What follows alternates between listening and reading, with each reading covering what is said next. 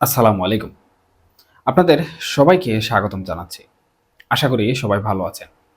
আজকে আমরা বাংলাদেশের রাজনীতির একটি অত্যন্ত গুরুত্বপূর্ণ বিষয় নিয়ে কথা বলব। যা এই মুহূর্তে আলোচনার একদমই কেন্দ্রবিন্দুতে রয়েছে।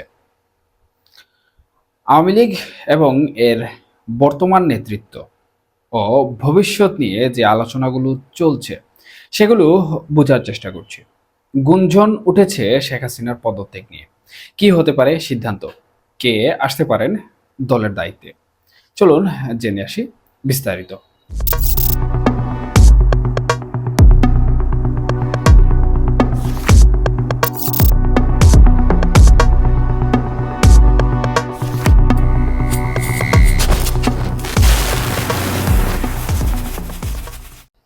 আওয়ামী লীগ সভানেত্রী শেখ হাসিনা প্রায় ৪ দশক ধরে দলের নেতৃত্বে রয়েছেন। দীর্ঘ এই সময়কালে তার নেতৃত্ব নিয়ে এখন নানা প্রশ্ন উঠছে। বিভিন্ন মাধ্যমে আমরা জানতে পারছি যে বর্তমানে তিনি দিল্লি থেকে অনলাইনে দলের কার্যক্রমে সক্রিয় আছেন। কিন্তু দলের ভেতরে অনেকেই মনে করছেন এই দীর্ঘ সময়ে দলের প্রত্যাশিত উন্নতি করা সম্ভব হয়নি। বরং দলের লক্ষ লক্ষ নেতাকর্মী এখন হতাশ এবং তারা শেখ হাসিনার নেতৃত্ব নিয়ে এক প্রকার প্রশ্নের মুখে দাঁড়িয়ে আছেন। বিষয়টি আরো গুরুতর হয়ে ওঠে যখন আমরা দেখি শেখ হাসিনার পরিবারের সঙ্গে নিবিড়ভাবে যুক্ত একজন প্রবীণ ও প্রভাবশালী নেতা কাদের সিদ্দিকীও পাবলিকালি বলছেন যে আওয়ামী লীগের বর্তমান সংকটের জন্য নাকি শেখ হাসিনা নিজেই ৯০% দায়ী। এ ধরনের মন্তব্য নিঃসন্দেহে দলের ভেতরে এবং বাইরে ব্যাপক আলোচনার জন্ম দিয়েছে। যদিও এটি সত্য যে শেখ হাসিনা এখনো দলের ভেতরে একজন অপ্রতিদ্বন্দ্বী নেতা হিসেবে বিবেচিত।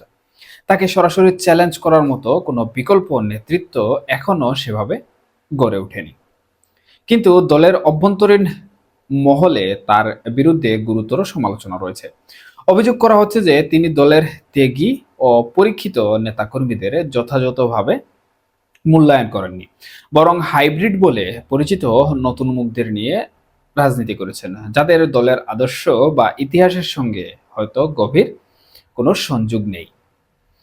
আরও একটি গুরুত্বপূর্ণ অভিযোগ হলো বিপদের সময় শেখ হাসিনার পরিবারের সদস্যরা সবার আগে দেশ ছেড়েছেন বা নিরাপদ আশ্রয়ে চলে গেছেন। এ ধরনের অভিযোগ নেতাকর্মীদের মধ্যে এক ধরনের হতাশা এবং এর পাশাপাশি আস্থার সংকট তৈরি করেছে। এই পরিস্থিতি বিশ্লেষণের জন্য আমাদের একটু পেছনে ফিরে তাকাতে হবে। ১৯৯১ সালের দিকে সেই সময়ে আওয়ামী লীগ নির্বাচনের আগে প্রবল আত্মবিশ্বাসী ছিল যে তারা ক্ষমতায় চলে আসবে। কিন্তু নির্বাচনের ফলাফল সবাইকে অবাক করে দেয়। বিএনপি চমক দেখিয়ে ক্ষমতায় চলে আসে। তৎকালীন আওয়ামী লীগ সভানেত্রী শেখ হাসিনা তখন নির্বাচনে সূক্ষ্ম কারচুপির অভিযোগ তুলেছিলেন। কিন্তু মজার বিষয় হলো দলের ভেতরের অনেকেই তখন ব্যক্তিগতভাবে নির্বাচনকে সুষ্ঠু বলে মনে করেছিলেন। এ প্রত্যাশিত বা অপ্রত্যাশিত নির্বাচনী বিপর্যয়ের কারণে ১৯৯১ সালের ৩রা মার্চ শেখ হাসিনা তার সভাপতির পদ থেকে পদত্যাগ করেছিলেন। তিনি তৎকালীন দলের সাধারণ সম্পাদক সৈয়দা সাজেদা চৌধুরীর কাছে তার পদত্যাগপত্র জমা দিয়েছিলেন। কিন্তু এর ঠিক একদিন পরে ৪ঠা মার্চ হাজার হাজার নেতাকর্মী তাকে পদত্যাগপত্র প্রত্যাহার করার দাবি নিয়ে রাস্তায় নেমে আসেন। এই প্রবল চাপের মুখে তিনি ৫ মার্চ তার পদত্যাগপত্র প্রত্যাহার করে নেন এবং পুনরায় দলের নেতৃত্বে ফিরে আসেন। কিন্তু আজকের পরিস্থিতিকে অনেকেই ১৯৯১ সালের চেয়েও শতগুণ বেশি বিপর্যয়পূর্ণ বলে মনে করছেন এবং এই বর্তমান বিপর্যয়ের জন্য অনেকেই সরাসরি শেখ হাসিনাকে দায়ী করছেন। এখন প্রশ্ন উঠেছে, তিনি কি আবারও পদত্যাগ করার কথা ভাবছেন? যদি তাই হয়, তাহলে তিনি কি দলের বর্তমান সাধারণ সম্পাদক ওবায়দুল কাদেরের কাছে পদত্যাগপত্র পাঠাবেন? নাকি তার ছেলে সজীব ওয়াজেদ জয় অথবা সাবের হোসেন চৌধুরীর মতো দলের অন্য কোনো প্রভাবশালী বা ঘনিষ্ঠ সদস্যকে দায়িত্ব দেবেন কিনা? এই প্রশ্নগুলোই এখন দলের ভেতরে এবং রাজনৈতিক মহলে ঘুরপাক খাচ্ছে। বিভিন্ন নির্ভরযোগ্য দলীয় সূত্রে জানতে পারা যাচ্ছে যে শেখ হাসিনা নাকি পদত্যাগ করতে চান এবং এই বিষয়ে তিনি একটি বড় ধরনের চাপও অনুভব করছেন। তবে দলের পক্ষ থেকে তাকে পদত্যাগ না করার জন্য প্রবল চাপ সৃষ্টি করা হচ্ছে। এর কারণ হলো তিনি নিজেও মনে করছেন যে যদি এই মুহূর্তে তিনি পদত্যাগ করেন তাহলে দল আরো বড় বিপর্যয় এবং তীব্র ভাঙনের মুখে পড়বে।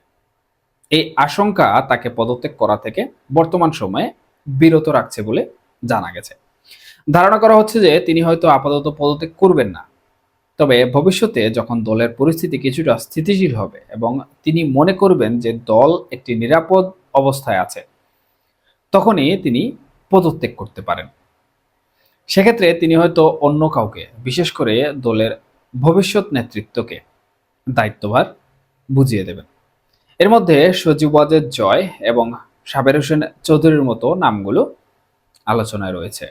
আসলে তার পদত্যাগের ঘোষণা যে কোনো সময় আসতে পারে, কিন্তু দলের ভাঙন রোধ এবং একটি স্থিতিশীল ভবিষ্যৎ নিশ্চিত করাই তার প্রধান লক্ষ্য বলে মনে হচ্ছে। এ কারণেই দল যাতে কোনো অভ্যন্তরীণ সংকটে না পড়ে সেদিকে খেয়াল রেখেই তিনি আপাতত তার সিদ্ধান্ত আটকে রেখেছেন। সব মিলিয়ে আওয়ামী লীগের নেতৃত্ব এবং ভবিষ্যৎ নিয়ে একটি বড় ধরনের অনিশ্চয়তা বিরাজ করছে। শেখ হাসিনার দীর্ঘদিনের নেতৃত্ব, দলের ভেতরে বিভিন্ন ধরনের অসন্তোষ, 1991 সালের অভিজ্ঞতা এবং বর্তমান বিপর্যয় সবকিছু মিলিয়ে একটি জটিল পরিস্থিতি তৈরি হয়েছে। সামনের দিনগুলোতে আওয়ামী লীগের ভবিষ্যৎ কোন দিকে মোড় নেবে এবং দেশের রাজনীতিতে এর কি প্রভাব পড়বে সেটাই এখন মুখ্য বিষয়। তবে দলের সাধারণ সম্পাদক ওবায়দুল কাদের বলছেন যে শেখ হাসিনার নেতৃত্ব নিয়েই তারা নির্বাচন ঠেকাবেন। সম্প্রতি ভারতের বেশ কিছু গণমাধ্যমে বা গণমাধ্যম সমূহের যে ইউটিউব চ্যানেল সমূহ রয়েছে সেখানে ওবায়দুল কাদেরের একান্ত সাক্ষাৎকার প্রচারিত হয়েছে। সে সকল সাক্ষাৎকারে বিভিন্নভাবে ওবায়দুল কাদের বলেছেন যে অন্তর্বর্তীকালীন সরকারের আসন্ন যে জাতীয় সংসদ নির্বাচন, সেই নির্বাচনে আওয়ামী লীগকে যদি অংশগ্রহণ করতে না দেওয়া হয় তাহলে আওয়ামী লীগ সেই নির্বাচনকে ঠেকাতে যে কোনো ধরনের কর্মপরিকল্পনা গ্রহণ করবে। এবং এরই ধারাবাহিকতায় আমরা লক্ষ্য করছি যে আওয়ামী লীগ কিন্তু মোটামুটিভাবে তাদের যে রাজনৈতিক বিষয়বস্তু রয়েছে সেই সকল রাজনৈতিক বিষয়বস্তু এখন গুছাতে অনেকটাই শুরু করেছে। তবে অন্তর্বর্তীকালীন সরকারের প্রেক্ষাপট অনুযায়ী আওয়ামী লীগ রাজনীতিতে ফিরে নির্বাচন ঠিকঠাকভাবে ঠেকাতে পারবে কিনা এই বিষয়টিও কিন্তু আলোচ্য এবং এই বিষয়টিও ভালোভাবে দেখতে হবে। কারণ আমরা এখন দেশের যে রাজনৈতিক পরিস্থিতি লক্ষ্য করছি সেই পরিস্থিতিতে আওয়ামী লীগ খুব একটা যে আন্দোলন সংগ্রাম করে কাবু করতে পারবে তা কিন্তু কোনোভাবেই মনে হচ্ছে না। তবে বিচ্ছিন্নভাবে আওয়ামী লীগের যে এক প্রকার শক্তি, সেই শক্তি কিন্তু ধীরে ধীরে জেগে উঠছে, এটি স্পষ্টভাবে লক্ষণীয়।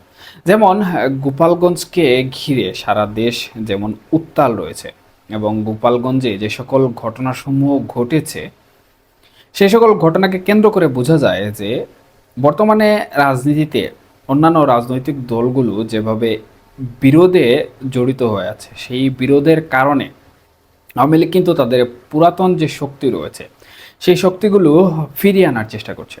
এবং গোপালগঞ্জের ঘটনাগুলো থেকে কিছুটা হলেও আন্দাজ করা যায় যে ভবিষ্যতে হয়তোবা বাংলাদেশ আওয়ামী লীগ তাদের এই শক্তি নির্বাচন ঠেকানোর জন্য প্রয়োগ করতে পারে, যদি দলের মধ্যে কোনো পরিবর্তন না হয় এবং দল থেকে বা এই রাজনৈতিক সংগঠন কোনো ধরনের নির্বাচন ঠেকানোর প্রস্তুতি না গ্রহণ করে, তাহলে এই বিষয়টি হয়তোবা এড়িয়ে যেতে পারে। তবে রাজনীতিতে ফেরার জন্য আওয়ামী লীগ মরিয়া হয়ে আছে এবং আওয়ামী লীগের যারা ভার্চুয়ালি বিভিন্নভাবে সাক্ষাৎকার দিচ্ছেন বা কথাবার্তা বলছেন তাদের কথাবার্তা থেকে কিন্তু এই বিষয়টি স্পষ্টভাবে বোঝা যাচ্ছে যে দেশের অভ্যন্তরীণ রাজনীতিতে ফেরার জন্য নেতাকর্মী সবাই কিন্তু মরিয়া হয়ে আছেন এবং তাদের সবারই প্রশ্ন একটা জায়গায়, সেটি হচ্ছে একটি সাবলীল নেতৃত্ব। এখন শেখ হাসিনা নেতৃত্বে রয়েছেন কিন্তু বিচারিক কার্যক্রম যেটি রয়েছে সেটির কারণে শেখ হাসিনা বর্তমানে নেতৃত্ব দিতে পারছেন না বা দেশে আসতে পারছেন না। এমত অবস্থায় সবাই একটু চিন্তা ভাবনা করছেন যে একটি নেতৃত্বর পরিবর্তন যদি ঘটে বা একটি দৃশ্যমান নেতৃত্ব যদি তারা পায়, তাহলে হয়তোবা রাজনীতিতে ফেরার যে বিষয়টি রয়েছে সেই বিষয়টি তারা বাস্তবায়ন করতে সক্ষম হবে।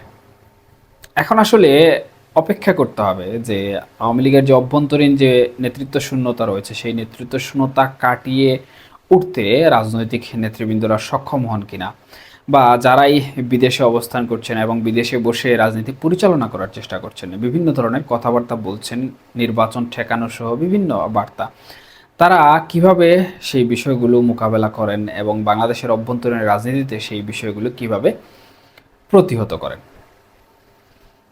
সবাই ভালো থাকুন, সুস্থ থাকুন। আসসালামু আলাইকুম।